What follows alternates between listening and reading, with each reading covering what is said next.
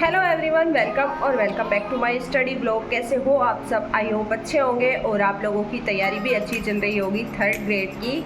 और मेरी तैयारी भी ठीक चल रही है। और अब ज़्यादा हमारे एग्ज़ाम को टाइम भी नहीं है, तो हमें कोई भी नई बुक नहीं लेके आनी है। बस अपनी जो चीज़ें हैं उन्हीं का बार बार रिवीजन करना है और टेस्ट लगाने हैं। तो करते हैं अपने ब्लॉग का स्टार्ट और करते हैं अपनी स्टडी भी स्टार्ट।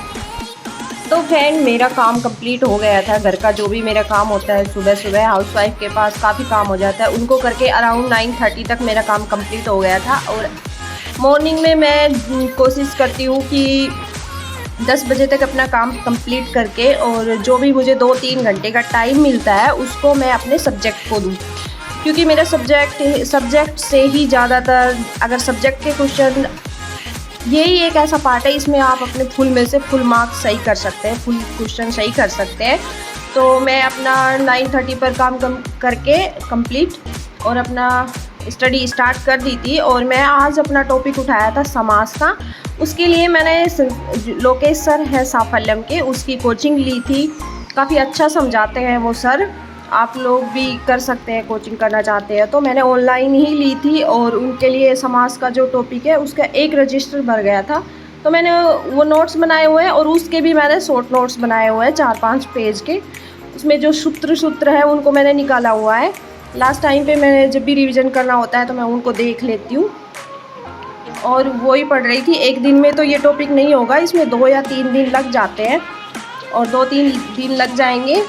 और इसके लिए फिर जैसे जो भी समास का टॉपिक कंप्लीट होगा, या जैसे अवयवी भाव समास कंप्लीट हुआ तो उसके बाद मैं ऑब्जेक्टिव क्वेश्चन भी लगाऊंगी। उसके लिए मैंने किरण चौधरी मैम की ऑब्जेक्टिव क्वेश्चन की बुक ला रखी है। हर टॉपिक वाइज दे रखे हैं, काफ़ी क्वेश्चन दे रखे हैं उसमें, पुराने क्वेश्चन भी है और कुछ मैम ने बना भी रखे हैं, तो मैं उनको भी लगाती हूँ। जैसे अवयवी भाव का मतलब समास कंप्लीट हुआ तो फिर मैं उसी के क्वेश्चन लगा लेती हूँ, या पूरा समास का टॉपिक कंप्लीट किया फिर उसके क्वेश्चन लगा लेती। इससे हमें क्या है, समझ में आ जाता है कि क्वेश्चन कहाँ से कैसे बनते हैं, और हमें ये भी पता लग जाता है कि हमें कितना समझ में आया टॉपिक और कितना समझ में नहीं आया। तो मैं वो भी लगाती हूँ साथ के साथ। ये मेरे नोट्स हैं, मैंने अपना रजिस्टर में बनाए हुए हैं और साइड में मैं अपना शॉर्ट नोट्स भी रखती हूँ, जिससे मुझे समझ में आता है कि ये सूत्र है, इस सूत्र में ये एग्जाम्पल आते हैं। क्योंकि एग्जाम्पल ही आते हैं ज़्यादातर, सूत्र कम आते हैं। और 3rd ग्रेड में सूत्र बिल्कुल ही कम आते हैं, ज़्यादा एग्जाम्पल ही आते हैं। सो मैंने जो भी पढ़ा, अवयवी भाव पढ़ा था मैंने, और तत्पुरुष समास मैंने पढ़ा, और फिर मैंने किरण चौधरी मैम की बुक से थोड़े से क्वेश्चन लगाए, ज़्यादा नहीं लगाए। काफ़ी क्वेश्चन है, नहीं हो पाता एक दिन में 2-2.5 घंटे में टॉपिक भी पढ़ो उसके क्वेश्चन भी लगाओ, लेकिन हमारा काम पूरे दिन पढ़ाई का ही है तो धीरे धीरे चलता रहता है। और ये 2nd ग्रेड की मैंने बुक ला रखी है, इसी में से मैं क्वेश्चन लगा लेती हूँ। इसमें हर टॉपिक के क्वेश्चन आंसर दे रखे हैं, समास के, संधि के, या फिर संज्ञा के, सबके क्वेश्चन आंसर दे रखे हैं। तो टॉपिक पढ़ो फिर उसमें क्वेश्चन आंसर लगा सकते हो, और लास्ट में उसके मतलब जो आंसर है वो भी दे रखे हैं, आंसर की बोल सकते हैं उसको, वो भी दे रखी है, तो वो हम इसमें लगा सकते हैं। तो ऐसे ही मैं स्टडी करती हूँ अपने सब्जेक्ट की। ऐसे 2-4 दिन में ये टॉपिक काफ़ी अच्छे से कवर हो जाएगा। मैं ऐसे ही करती हूँ, आई होप आप भी ऐसे ही करते होंगे और अपनी तैयारी बिल्कुल अच्छे से कर रहे होंगे।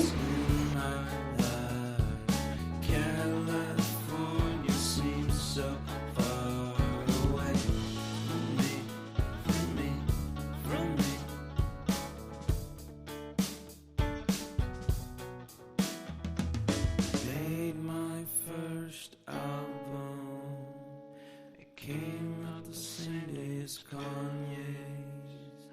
I made my best single. Came out and felt so great.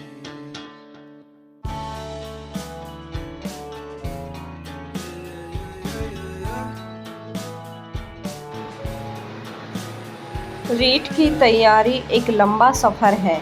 सुबह जल्दी उठना आसान नहीं होता, लेकिन जब मंजिल साफ हो तो नींद खुद पीछे हट जाती है। हर एक दिन एक नया मौका होता है अपने सपनों को एक कदम और करीब लाने का।